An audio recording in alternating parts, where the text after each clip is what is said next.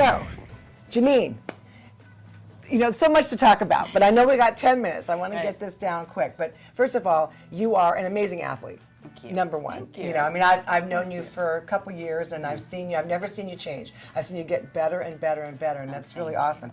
But you have a testimony. So I was a gymnast and then a professional dancer, and then I became a mom of 5 children. 5 kids. Yeah. Wow. And how old is your? My oldest is 23, all the way down to 11. Now, tell me about that. When I turned about 18 after my gymnastics life, I became a professional dancer. I ended up bumping a series, the show Fame, for 2 years. I was on many, many music videos and the Academy Awards, the Music Awards, and movies like Footloose and yeah. And met my husband, got married, and quit dancing at that point. Became just a stay-at-home mom. But I worked out and ran half marathons. Now, did you work out during your whole pregnancy? No. Matter of fact, I'm bedridden with some of them.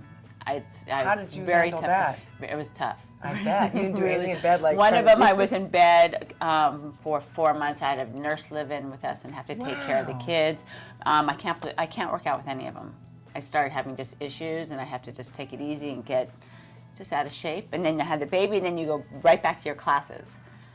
Wow. Okay. Right. So now, a couple years ago, then you started having some problems with your hip. Right. About 6 years ago, with my right hip, my hip started hurting, and I'm going, "What's going on?" I started seeing many doctors, doing therapy. So it was just aching. Like, what was it? It was an ache inside the side of my hip, and I noticed then I couldn't get in and out of chairs. I was stuck in a chair, and I was like, it took me a very long time to get out, or I'd get on the floor and I couldn't get up, and then at nighttime I would get woken up with the pain in my hip, and that's when things started going downhill pretty quickly. From there, I would still go to class to try to work it out, thinking, okay, I just got to heal, and then I would limp out, and I would limp every which way, but I didn't realize I was limping until people would say, "Why are you limping so much?" And I found I wasn't doing activities with my kids anymore. I would put them off. Like, we'd hike a lot or go bike riding, and they'd go, "Come on, Mom, let's go outside and go do it." I'm like, "No, why don't we just stay here and watch a movie?" And all of a sudden I realized, wait a second, my life is, at that point I was like 41. I go, wait a minute, I'm not participating in life anymore like I used to. So went to a hip surgeon. He goes, "You need a hip replacement," which was, I put it off for about a year, which I should have never done. Oh, wow. I recommend you go right away and get it done. Yeah, because I wasted a year. So I get the hip replacement. Took about 3 months to get, back moving good again.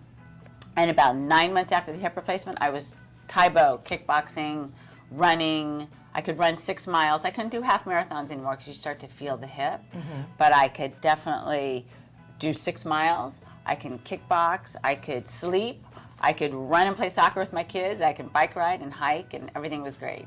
Wow. Now we're going to watch a little bit of a clip here of Janine in action.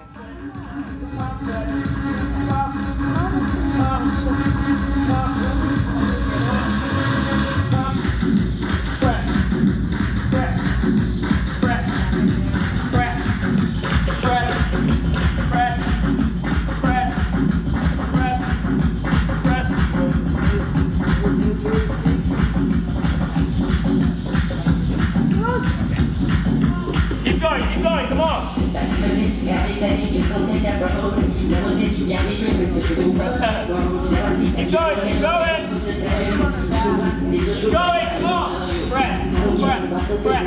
Press,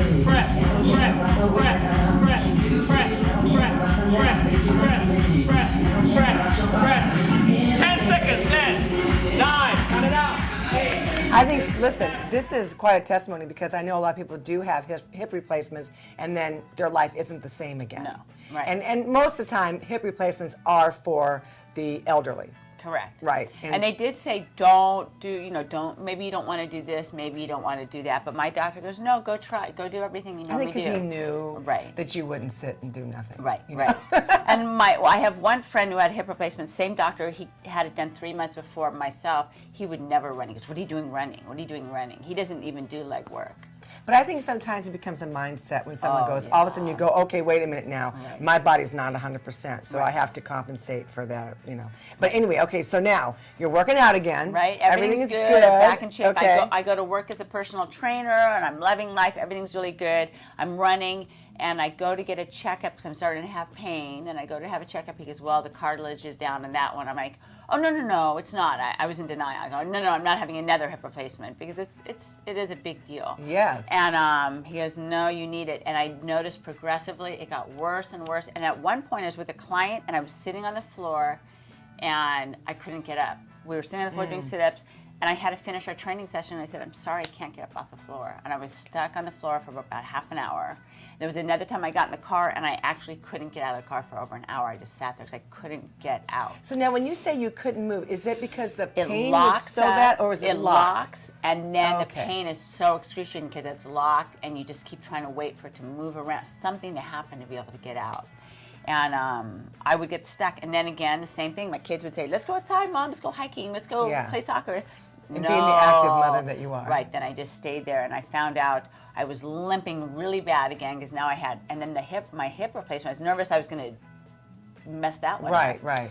So I went back to he goes, no, hip replacement. So back in again, year and a half ago, and had my left side done.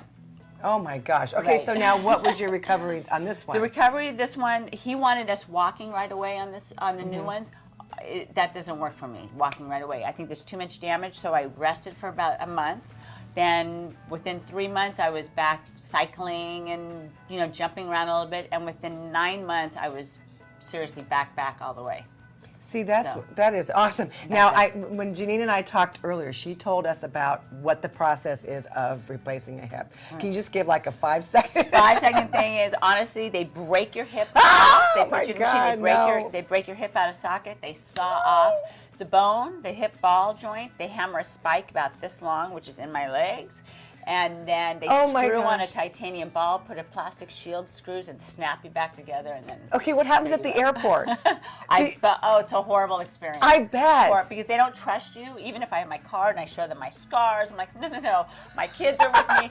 No. They have to get a woman to pat me down, cycle, and they have to feel everything. Oh my gosh. Every single time. So I've almost missed flights because of it. Sometimes because you have to wait for a lady to check you out. Right. So yeah, it's at the first time I thought, I'm so excited, I'm going to beep, and of course I beeped, and then now it's just a hassle. Well, how are you doing now? Everything is great. I'm back running. I'm kickboxing. I'm running with my kids. I can sleep. Everything's really good. I mean, I know they're not mine. You can feel that they're, if you're in tune with your body. And I'm very careful with certain moves, definitely, because you don't want to dislocate. But other than that, I'm so thankful. Thank God they have these now. I know. What would happen if I did? No, you're right. Exactly. Right. Well, our time is up already. Okay. But thank you. And our foundation scripture for today is 2 Corinthians 4:7. I've fought the good fight. I've finished the race. I've kept the faith. And that's what you've done. You have fought a good fight, and you keep going. And there is nothing going to stop you. Right. And you have to keep the faith. It's going to be good. You keep going. And yeah. Well, that's good. Thank you so much. Thank you, I appreciate Julia. it.